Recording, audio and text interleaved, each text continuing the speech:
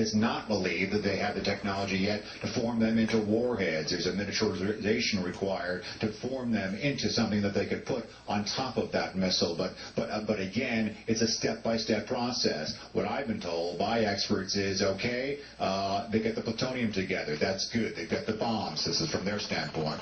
Then they get the missile going. Well, it looks like the missile might be going. Next step, and it doesn't take too much time to get this together, then they get the warhead. So we could be at stage 2 of a 3-stage process, which at the end of that would make North Korea an even more dangerous nation than it already is, Geraldo. Greg, I just want to clarify and be sure that our audience understands North Korea has never successfully put a satellite in orbit.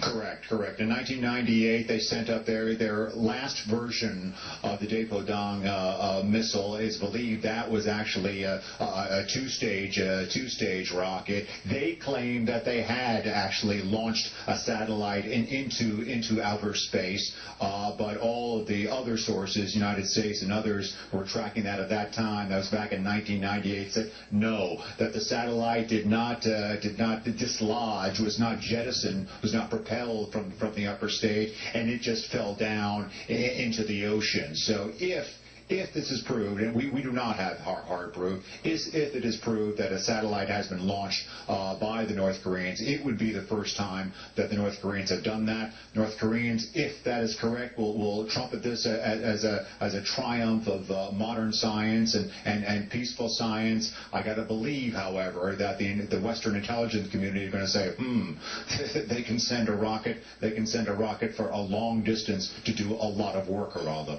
Greg, if you'd stand by, we're joined on the telephone by Fox national security correspondent Catherine Herridge. Catherine, is there any buzzing at all about now that they have this demonstrated capability that there will be some action against them? I mean, militarily speaking?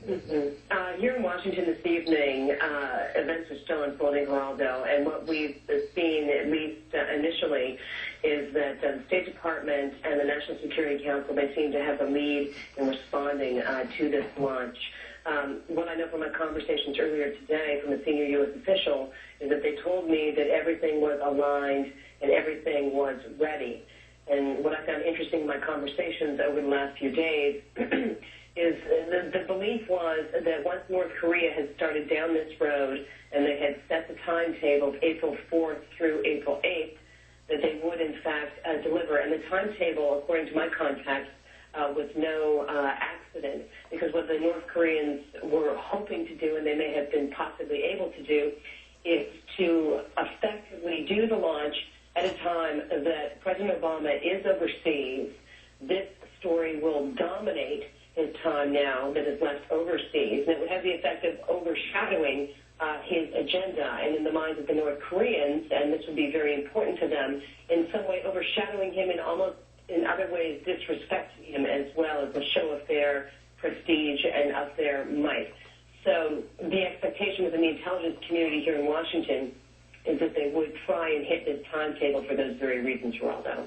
Well, I think they've succeeded, certainly, Catherine, in stealing the headline. We had some fun earlier in the evening talking about Michelle Obama's style and the big splash she made. Obviously, tomorrow's headlines now will, if the newspapers can catch this event, will be dominated by this very dramatic launch of the missile. But it seemed as if hearing Secretary Gates this morning with Chris Wallace, and even hearing the president when responding to a reporter's question about the expected imminent launch that has now apparently taken place, that we were trying to, in some ways, if not minimize it, put it in a place that was not alarming to the world audience.